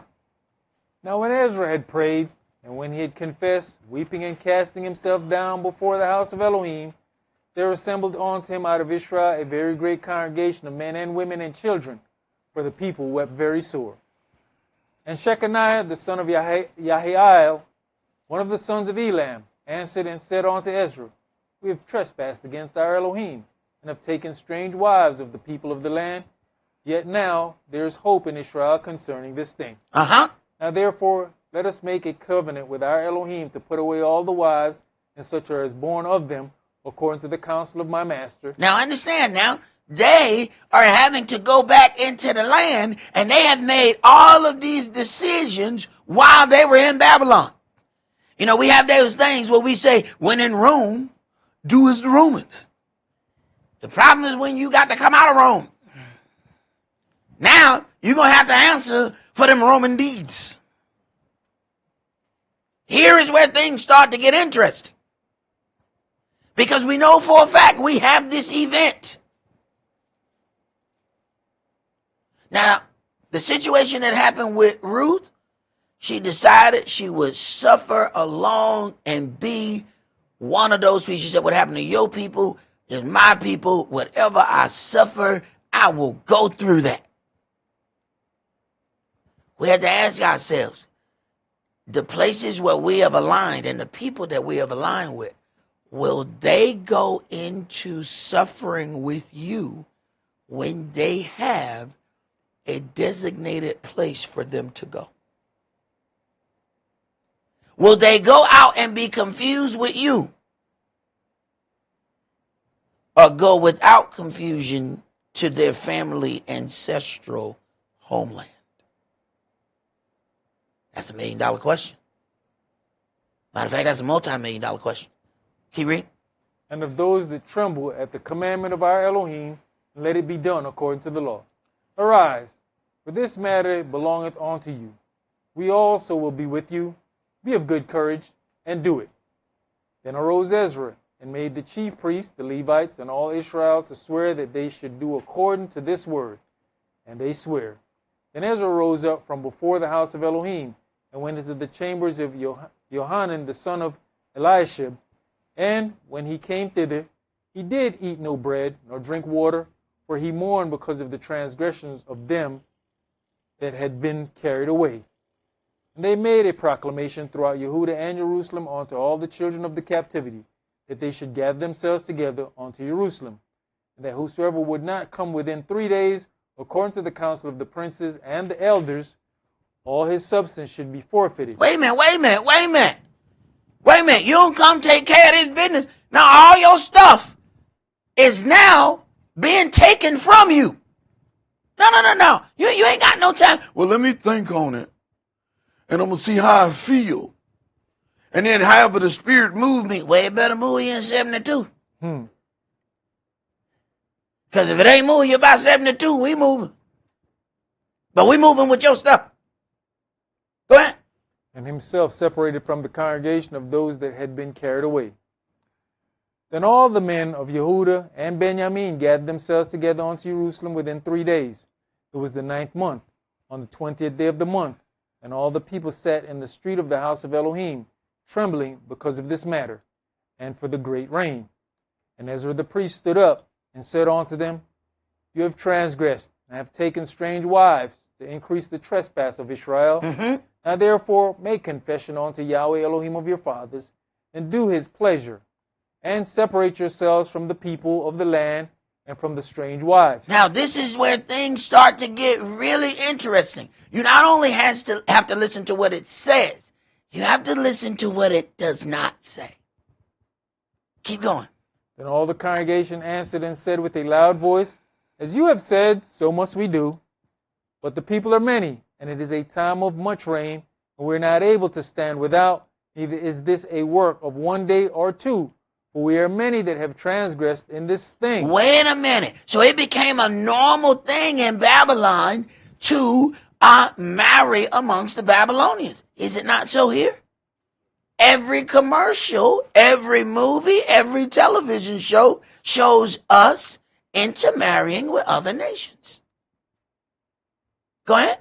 Let not our rulers of all the congregations stand, and let all them which have taken strange wives in our cities come at appointed times, and with them the elders of every city and the judges thereof, until the fierce wrath of our Elohim for this matter be turned from us. Only Jonathan, the son of Asahel, and Jehaziah, the son of Tikvah, were employed about this matter, and Meshullam and Shabbatiah the Levite helped them. And the children of the captivity did so. And Ezra the priest, with certain chief of the fathers, after the house of their fathers, and all of them by their names, were separated and sat down in the first day of the 10th month to examine the matter. And they made an end with all the men that had taken strange wives by the first day of the first month. Mm-hmm. And among the sons of the priests there were found that had taken strange wives, namely of the sons of Yeshua, the son of Jozadak, and his brethren Messiah and Eleazar and Yerib and Gedaliah. And they gave their hands that they would put away their wives, and being guilty, they offered a ram of the flock for their trespass. Now, this is as they are getting ready to go back from this captivity. Now, the actions that they took are now coming to the forefront and having to be dealt with. Go ahead. And of the sons of Emer, Hanani, and Zebediah. Now, normally, I don't read the names, but they said it was many of us that have done this. So, let's go and read some of this. But I want you to just glance at how long this name list goes. All right? Look down. Look down. Start reading, bro. And of the sons of Harim, Messiah, and Eliah, and Shemaiah, and Yahael, and Uzziah. And of the sons of Pashur, Elaniah. Why? I know his name. Elaniah. Elionah. Elaniah. And Messiah, Ishmael, Nathaniel, Jozabad, and Elasa. Also of the Levites, Jozabad, and Shemaiah, and Kaliah. The same is Kelita, Pethaniah, Yehuda, and Eleazar. Of the singers also Eliashib, and of the porters Shalem, and Telam, and Uri. Moreover of Israel, of the sons of Parash, Ramiah, and Yaziah, and Malchiah, and Maamin. All right. I'm going to go and give you a break. Good practice. But all of these, everything you just glance down, I want you to look at it. All of these are men. Now jump down to verse 44. All these had taken strange wives, and some of them had wives by whom they had children. Now, why did they make that statement and leave it right there?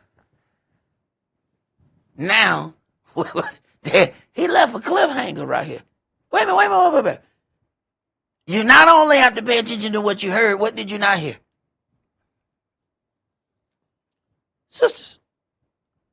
If you notice in the writing, there are no mention of any women that have intermarried with the Babylonians. There is a simple answer for this. That is that they have joined unto another nation and have now become Babylonians. We often hear the term mixed when discussing one's heritage. This term does not exist when it comes to biblical lineage. You are what your father is. This makes the term Jewish through my mother a demonic synagogue of Satan construct that will be proven to be biblically erroneous by Yahweh in due time. Every one of the individuals that we read here were all men. This is why there's still a discussion. There's no need to even discuss any woman who has married unto the Babylonians. She has married outside of Israel. She's no longer Israel. At a wedding, they say, who gives this woman away? She has been given away to another people. All her offspring will be whatever the individual she married has. So this thing that we like to say, mixed, ain't no such thing. Yahweh said, what is your daddy? See, we have this thing. It don't exist to Yahweh. He went through all of this. And in the very last line, and some of them had children. Mm-hmm. That's how you going to lead that, Yahweh? Some of them just had children. Well, what were they daddy? Israel. All right, then. So you have to understand what just happened. You understand that the men and the children went in, but not the wife.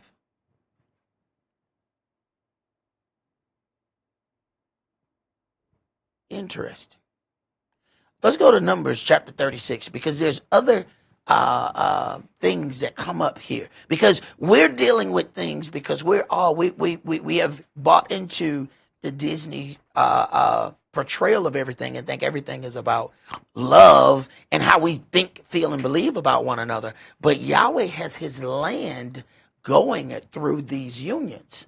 And he just can't allow you to go any old kind of way, and you have delivered his land. Let's say that this woman ends up with land, and then she marries of a Gentile nation. Now, the land just now left Israel and now belongs to Gentiles. He cannot allow that. Yahweh is dealing with his land. We're dealing with what we think, feel, and believe. That's not how he operates. So understand, as we're dealing with these holy days and moving forward, there are going to be some other aspects that we're going to have to deal with. That in the daughter of Babylon, we can keep pushing back. We can keep pushing them back. No, you're not going to be able to keep pushing those back. We're going to have to address some of these issues, because he's not just going to have his land parted because we saw something we liked. That ain't going to happen. He's not going to do all of this to get us to the land only to let us sell it off. He said the land is mine. You ain't allowed to sell it off. So there's going to have to be some things that we're going to have some real questions about. And understand, Ruth made that decision that she was going to go and suffer with Israel without a man. Ruth didn't have no man when she made that decision. Ruth got a man after making that decision. Understand the difference. Let's go to Numbers chapter 36.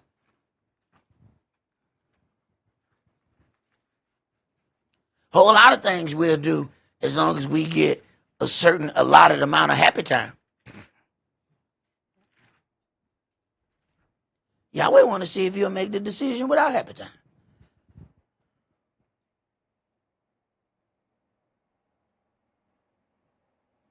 Numbers 36, let's read verses 1 through 9.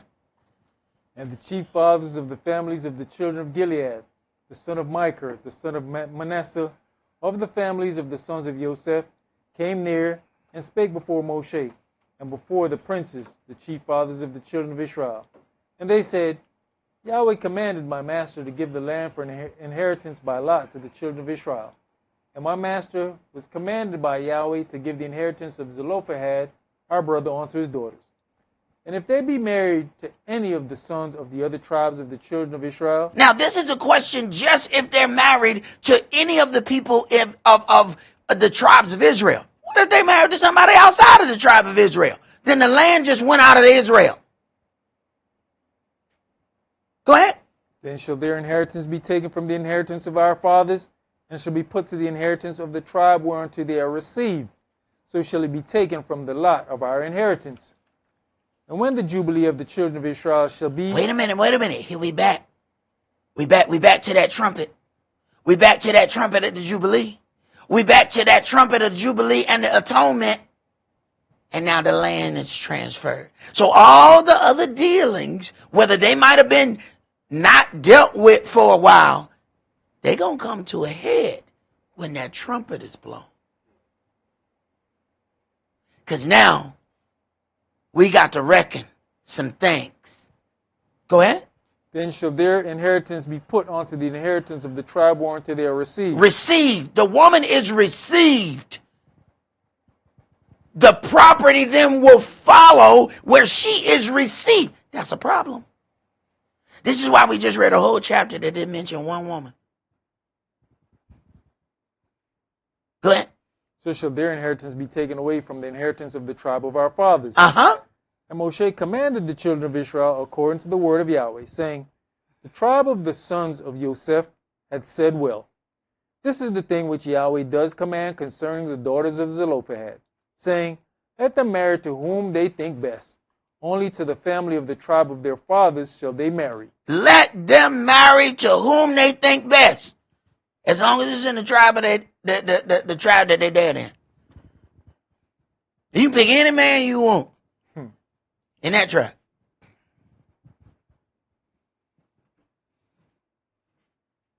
Go ahead.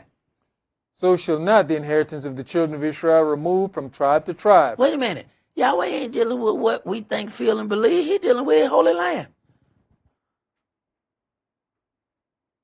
Go ahead.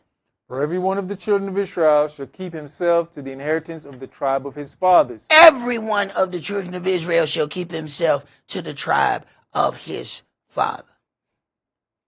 And no matter what you see on that previous graphic, and there were various different ethnicities of women, that child is the ethnicity of that daddy. Don't get it twisted. So you can take whatever that little term that we like to use, mix, you can throw that out the window. Because Yahweh don't deal with that. What is your daddy? Go ahead, brother. And every daughter that possesses an inheritance in any tribe of the children of Israel shall be wife unto one of the family of the tribe of her father, that the children of Israel may enjoy every man the inheritance of his fathers. Neither shall the inheritance remove from one tribe to another tribe, but every one of the tribes of the children of Israel shall keep himself to his own inheritance. Shall keep himself to his own inheritance. Now, with that being said, we have to deal with some other things because of you'll start getting into the conversation where people say, well, wait a minute. There are a lot of us, even if you go back to the previous graphic, you can't tell the difference if someone has a father from another nation or a mother from another nation. You cannot tell the difference. You can't look at that and tell. So then you have people that will say, well, because of slavery, none of us know. So let's get into that as well. Now, the evil institution of colonial slavery has introduced lineage issues because of the open sexual assault committed against slaves. On many occasions, children were produced from these forced unions. Many say that because of this history, all lineage and land inheritance must be questioned. But when we examine the scriptures, we find that there is a difference between a forced action and a consensual one.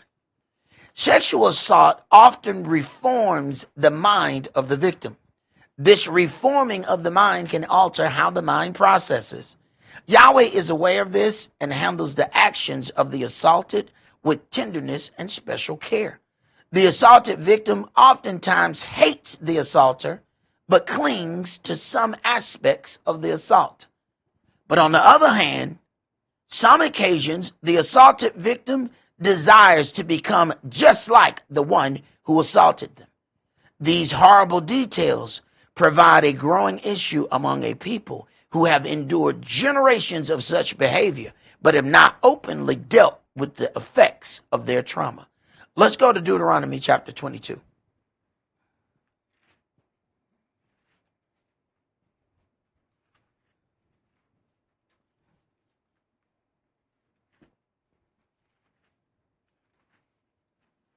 Deuteronomy 22, and start that at verse 13. If any man take a wife, and go in unto her, and hate her, and give occasion of speech against her, and bring up an evil name upon her, and say, I took this woman, and when I came to her, I found her not a maid. Then shall the father of the damsel and her mother take and bring forth the tokens of the damsel's virginity unto the elders of the city in the gate. And the damsel's father shall say unto the elders, I gave my daughter unto this man to wife, and he hates her. And, lo, he has given occasion of speech against her, saying, I found not your daughter a maid, and yet these are the tokens of my daughter's virginity. And they shall spread the cloth before the elders of the city. All right, now you know all of this is only able to happen because they still around amongst the area that know each other. Now, what if this individual moved off? Whatever claim is then made against her, she has absolutely no one to help her when that claim is made. Go ahead.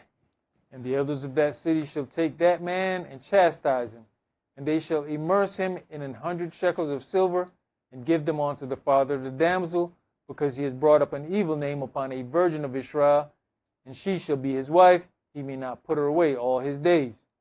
But if this thing be true, and the tokens of virginity be not found for the damsel, then they shall bring out the damsel to the door of her father's house, and the men of her city shall stone her with stones that she die, because she has wrought folly in Israel, to play the whore in her father's house. So shall you put evil away from among you. If a man be found lying with a woman married to an husband, then they shall both of them die, both the man that lay with the woman and the woman. So shall you put evil away from Israel. If a damsel that is a virgin be betrothed unto an husband, and a man find her in the city, and lie with her, then you shall bring them both out onto the gate of that city, and you shall stone them with stones that they die. Wait a minute. If a damsel that is a virgin be betrothed to a husband and a man find her in the city. Now it matters where he finds her in the city. They're automatically assuming that there are more people around. So the judgment is different because of where he found her. Go ahead. The damsel, because she cried not, being in the city. Right. They said, you was in the city. We didn't hear you cry out. Why we didn't hear you scream if you wasn't a part of this?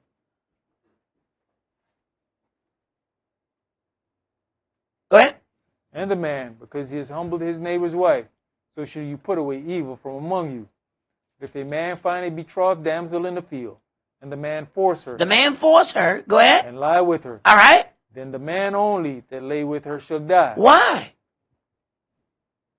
But if the man find a betrothed damsel in the field, they say, hey, if she would have hollered, we wouldn't have heard it. She automatically gets a different judgment because of what happened and where it happened. So now, if Yahweh has a different set of judgment rules, now we have to consider, as we start dealing with lineage, now Yahweh knows the difference between, did you make that decision on your own or were you forced? Okay, keep reading. Elder, the situation with Yahshua when they brought the woman, that should have been a situation of him going up and saying, hey, why are you stoning them? Uh-huh. Oh, we caught them in the very act. Right. It should have been both, but it wasn't. It was just her. Okay, go ahead. But unto the damsel you shall do nothing. There is in the damsel no sin worthy of death. For as when a man rise against his neighbor and slays him, even so is this matter. For he found her in the field, and the betrothed damsel cried, and there was none to save her. There was none to save her. Now, if she was in the city, they're going to ask, why wouldn't hear you screaming? Didn't the woman who pretended that Yosef raped her, did she scream? Mm-hmm. All right. Then the people heard and ran in, and she told her lie. She had already had that ready, what she was going to do. All right. Okay. Go ahead. If a man find a damsel that is a virgin, which is not betrothed, and lay hold on her, and lie with her, and they be found, then the man that lay with her shall give unto the damsel's father 50 shekels of silver, and she shall be his wife, because he has humbled her. He may not put her away all his days. All right. That's as far as I want to go with that. And let us hear the conclusion of this matter. Let's go to Hosea chapter 2. Hosea chapter 2, and we're going to read verses 1 through 16. See, as we prepare for the blowing of this trumpet, we have to ask ourselves, even with all of these Babylonian unions we have made, first of all, will those individuals go with us? The next is, will they be allowed to go with us? And will we be allowed to go with them? We think that these other countries, if you pay attention, These other countries are starting to kick other people out of their country. You think they let new people in their country who don't look like them, and you just at the gate? We taking some awful chances, and we have to understand what kind of chance that is. Let's say instead of going with your people, you go with another people. You don't know they're not letting you in until you get to the border. But now you've already alienated yourself away from your own people by going with another. Now you have two big problems. You're at a border that they won't let you in, and now you need to go try to find where your people are. That's two issues, not one. Hosea chapter 2, and let's start that at verse 1. Say you unto your brethren, am I, and to your sisters, Rahoma, plead with your mother. Plead, for she's not my wife, neither am I her husband. Let her therefore put away her whoredoms out of her sight, and her adulteries from between her breasts. Lest I stripped her naked, and set her as in the day that she was born, and make her as a wilderness, and set her like a dry land, and slay her with thirst. And I'll not have mercy upon her children, for they be the children of whoredoms. For their mother has played the harlot. She has conceived them that has done shamefully. For she said, I'll go after my lovers, and give me my bread and my water, my wool and my flax, my oil and my drink. Right. A lot of times we find some relief among dealing with the nations, and then we set aside Yahweh's culture to then deal with the inhabitants of those nations. Go ahead. Therefore, behold, I will hedge up your way with thorns, and make a wall, that she shall not find her paths. And she shall follow after her lovers, but she shall not overtake them. And she shall seek them, but shall not find them. Then shall she say, I'll go and return to my first husband, for then was it better with me than now. So Yahweh said, I'm going to make it so bad that you're going to return to me. Go ahead. For she did not know that I gave her corn and wine and oil. Wait a minute. She thinks she got that from her lovers. Go ahead. And multiplied her silver and gold, which they prepared for Baal. Therefore will I return, and take away my corn in the time thereof, and my wine in the season thereof, and will cover my wool and my flax given to cover her nakedness. And now will I discover her lewdness in the sight of her lovers, and now I shall deliver her out of mine hand. Now will I discover her lewdness in the sight of her lovers. Their attitude towards you is going to change.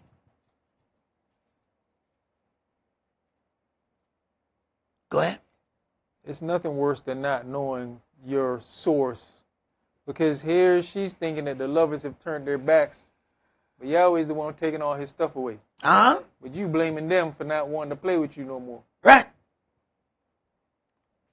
I will also cause all her mirth to cease, her feast days, her new moons, and her Shabbats, and all her solemn feasts. And I'll destroy her vines and her fig trees. For if she has said, these are my rewards that my lovers have given me. And I'll make them a forest, and the beasts of the field shall eat them. Right. Look at that. All of the credit of what Yahweh has done is then attributed unto somebody else. Oh, look, they so nice to me. Look at what they brought me. Yahweh gave you that. Go ahead. And I will visit upon her the days of Baalim, when she burned incense to them. And she decked herself with her earrings and her jewels, and she went after her lovers and forgot me, says Yahweh. Wait a minute. I'll visit upon her the days of Baalim, wherein she burned incense to them. She decked herself with her earrings and jewels. She got all pretty. She went after her lovers. Said, but she throwing in the whole thing when she come to see me. Look at how she dressed when she going to see them. What she got on that smell good? What is that? What that? It's sparkling out too, ain't it? What? Is that sprinkles? What you got on that? Oh, okay. Go ahead. Therefore, behold, I will allure her and bring her into the wilderness and speak comfortably unto her. This is the part that we're missing as the men of Israel. Yahweh realized that his wife has been through a real traumatizing situation. He going to speak truth. But he also is going to speak his truth in a softer fashion that she might be able to receive. He been speaking truth to her. He ain't never lied to her. But because he wants to allure her, this means he gonna make sure she feels special. He gonna chase her. He's gonna allure her. Look, I need you. I'm finna woo you right now. Come to me in this wilderness. Now, wait a minute now. He has blown this trumpet. He is alluring us to the wilderness, but we fall into other nations because we have received some advance. Now, we're going to have a problem because he's trying to allure her that he may speak comfortably unto her. He makes us live out what we going to live out. He make you live it out in 3 bedrooms and 2.5 baths, what you going to end up doing when you cross the seas. So you might as well get the concept now. Go ahead. And I'll give her vineyards from thence, and the valley of Achor for a door of hope. And she shall sing there, as in the days of her youth, and as in the day when she came up out of the land of Egypt. And it shall be at that day, says Yahweh, that you shall call me Ishai, and shall call me no more Baali. You shall call me husband. And that day, he is going to renew his vow and fix his relationship with his wife. That's all that we're going to do for today. Let us understand in a few short days, we will be taking part in our atonement. Hopefully, we have a better understanding of why Yahweh has us doing these things. Hopefully, we have some understanding of the spiritual nature of what it is we're doing, and understand that there's going to be a greater fashion of all of the things that we're doing here. That's all we're going to do for today. Remember the Sabbath to keep it holy. Shabbat shalom. Shabbat shalom.